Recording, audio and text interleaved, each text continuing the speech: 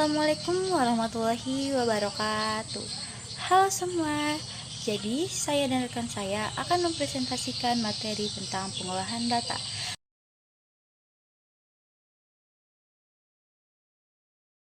Sebelum kita masuk lebih dalam lagi, kita perlu tahu apa itu pengolahan data. Nah, pengolahan data adalah serangkaian proses yang dilakukan untuk mengubah, menganalisis, dan menyusun data agar menjadi informasi yang lebih bermakna dan dapat digunakan untuk pengambilan keputusan. Proses ini melibatkan berbagai teknik dan metode mulai dari pengumpulan data, pembersihan data, analisis, hingga penyajian hasilnya. Nah, pengolahan data juga bertujuan untuk mengubah data mentah menjadi bentuk yang lebih terstruktur dan berguna. Saya akan melanjutkan materi pertama, yaitu diagram batang. Diagram batang adalah salah satu cara untuk menyajikan dalam bentuk visual yang mudah dipahami. Diagram ini menggunakan batang-batang persegi panjang dengan tinggi yang sebanding dengan nilai data yang ingin disampaikan. Di sini kita bisa melihat gambar komponen diagram batang. Selanjutnya kita ke contoh soal. Tabel di bawah ini menunjukkan banyak siswa tiap kelas di SD Tunas Bangsa pada tahun 2019 sampai 2020. Di dalam tabel ini kita bisa melihat banyaknya siswa, jumlah siswa. Dan di sini ada kelas 1 sampai kelas 6. Siswa kelas 1 ada 30 orang, siswa kelas 2 ada 35 orang, siswa kelas 3 ada 30 orang, siswa kelas 4 ada 32 orang, siswa kelas 5 ada 28 orang, siswa kelas 6 ada 25 orang. Lanjut ke tabel selanjutnya, diagram batang banyak siswa di SD Tunas Bangsa. Di sini kita bisa melihat titik tertinggi dan titik terendah. Titik tertingginya ada di kelas 2 SD, siswanya itu ada 35 orang, dan titik selanjutnya yang tertinggi ada di kelas 4, siswanya 32 orang, dan titik rata-rata ada di kelas 1 dan kelas 3 SD 30 orang. Titik selanjutnya di kelas 5 SD 28 orang, dan titik paling terendah ada di kelas 6 SD 25 orang. Materi selanjutnya akan disampaikan oleh Saudari Yuniar. Baik, saya akan melanjutkan materi selanjutnya, yaitu diagram garis. Diagram garis adalah grafik yang menggunakan garis lurus untuk menghubungkan titik tengah data dengan data lainnya. Diagram ini menggunakan garis untuk menghubungkan titik-titik data yang mewakili pada interval waktu tertentu. Ini adalah contoh dari diagram garis. Baik, langsung saja masuk ke contoh soalnya. Perhatikan grafik di samping menunjukkan data penjualan laptop di sebuah toko. Dari data tersebut, selisih penjualan tertinggi dengan penjualan terendah adalah titik-titik. A. 80 buah, B. 40 buah, C. 30 buah, D. 10 buah. Jadi cara kerjanya yaitu kita lihat dulu grafiknya, mana penjualan yang tertinggi dan mana penjualan yang terendah. Jadi penjualan di bulan Januari yaitu 60, penjualan di bulan Februari yaitu 40, penjualan di bulan Maret yaitu 80, penjualan di bulan April yaitu 60, dan penjualan di bulan Mei yaitu 60. Jadi penjualan tertinggi dan terendah di sini yang tertinggi itu pada bulan Maret yaitu 80, dan terendah yaitu bulan Februari yaitu 40. Jadi selisih sama dengan 80 kurang 40 sama dengan 40 buah. Jadi jawabannya di sini yaitu B, 40 buah. Nah, materi selanjutnya tentang diagram lingkaran. Seperti yang kita ketahui, diagram lingkaran atau yang dapat dikenal sebagai pie chart adalah representasi grafis yang menunjukkan proporsi atau bagian dari suatu keseluruhan. Diagram ini berbentuk lingkaran yang dapat dibagi menjadi beberapa irisan, dengan setiap irisan itu mewakili bagian yang berbeda dari total keseluruhan. Nah, di sini saya akan kasih tunjuk contoh dari gambar diagram lingkaran. Nah, seperti yang dapat kita lihat di atas, ini adalah contoh dari diagram lingkaran. Di sini saya akan menunjukkan rumus untuk menentukan besar sudut juring pada diagram lingkaran. Nah, rumus yang pertama itu untuk menentukan besar sudut juring pada diagram lingkaran. Besar sudut sama dengan nilai bagian per nilai keseluruhan dikali 360 derajat. Nah, yang kedua saya akan menunjukkan bagaimana cara menentukan persentase pada diagram lingkaran. Persentase sama dengan nilai bagian per nilai keseluruhan dikali 100%. Nah, jadi setelah kita membahas rumus tadi, di sini ada beberapa contoh soal tentang diagram lingkaran. Nah, soalnya itu diagram lingkaran di samping menunjukkan ruang penyimpanan sebuah ponsel. Jika diketahui kapasitas penyimpanannya adalah 128 GB. Tentukan yang pertama, berapakah besar ruang penyimpanan yang terpakai? Yang kedua, berapa besar sudut pada juring penyimpanan sistem? Nah, di sini kita itu disuruh mencari tentang berapa besar ruang penyimpanan yang terpakai dan mencari besar sudut pada juring penyimpanan sistem.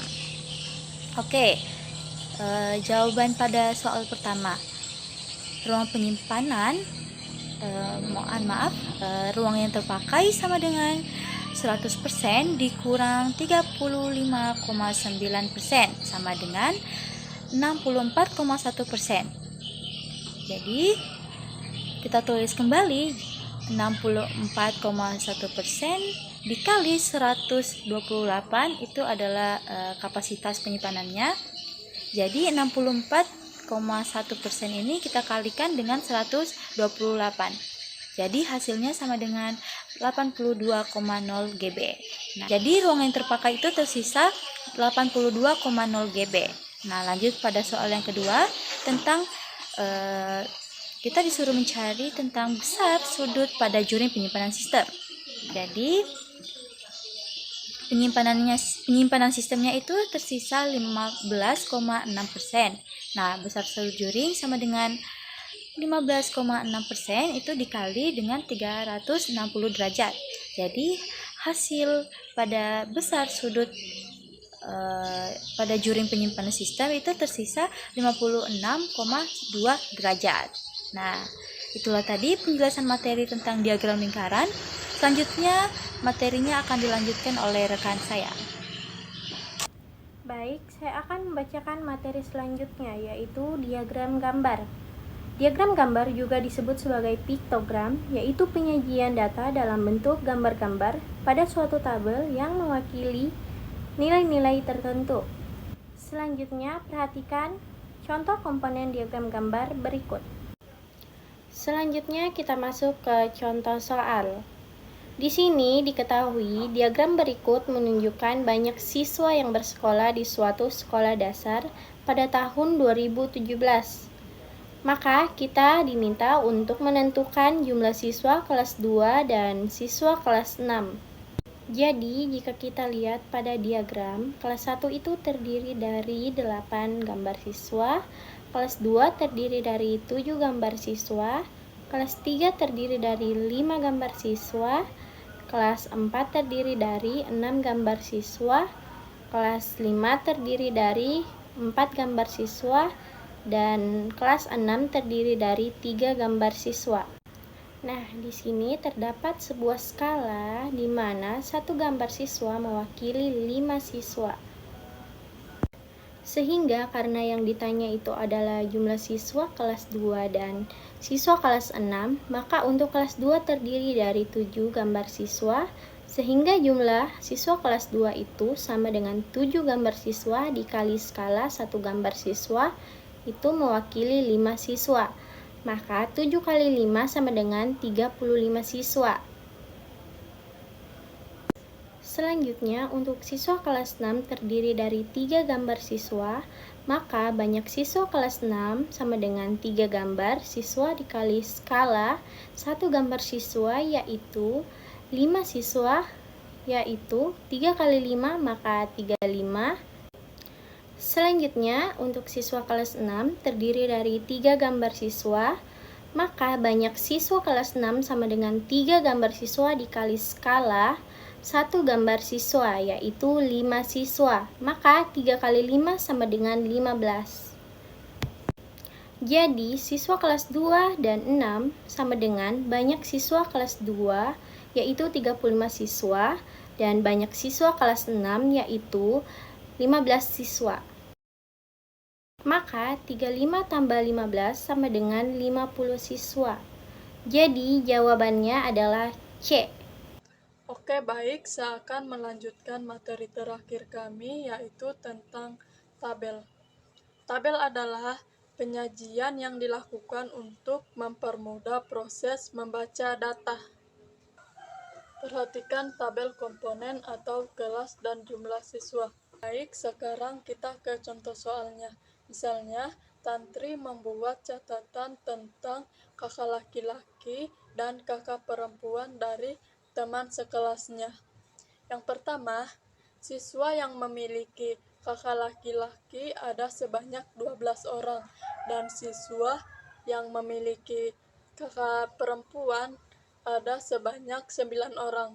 Dan siswa yang tidak memiliki kakak laki-laki dan kakak perempuan ada sebanyak 12 orang. Jadi jawabannya, dari data tersebut kita dapat membuat tabel banyak anak yang memiliki kakak laki-laki dan kakak perempuan. Nah, pertama-tama kita harus mengisi siswa yang hanya memiliki kakak laki-laki dan siswa yang hanya memiliki kakak perempuan. Adapun siswa yang memiliki kakak laki-laki dan kakak perempuan adalah 12 kurang 9 sama dengan 3 orang, sehingga didapatkan tabel sebagai berikut. Baik, sekian materi yang dapat saya dan rekan saya sampaikan. Saya berharap materi yang dapat disampaikan tadi dapat bermanfaat untuk kita semua. Saya dan rekan saya memohon maaf apabila ada kesalahan dan kekurangan dalam menyampaikan materi tersebut. Saya akhiri dengan ucapan wabillahi taufiq wal hidayah. Wassalamualaikum warahmatullahi wabarakatuh.